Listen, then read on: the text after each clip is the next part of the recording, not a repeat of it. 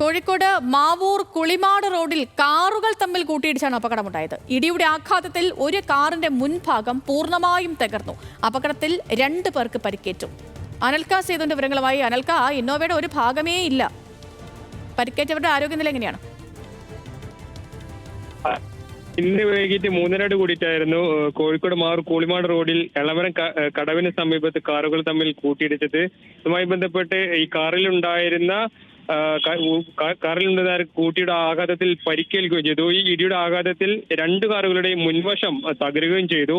ഇതുമായി ബന്ധപ്പെട്ട് പരിക്കേറ്റവരെ അടുത്തുള്ള സ്വകാര്യ ആശുപത്രിയിലേക്ക് മാറ്റുകയും ചെയ്തു. ഇതുമായി ബന്ധപ്പെട്ട് ഈ അപകടമുണ്ടായതിന്റെ പശ്ചാത്തലത്തിൽ ഈ മാവൂർ കുളിമാട് റോഡ് അല്പനേരം ഗതാഗതം തടസ്സപ്പെട്ടിട്ടുണ്ടായിരുന്നു. എന്നാൽ മാവൂർ പോലീസ് എത്തി പിന്നീട് ഗതാഗതം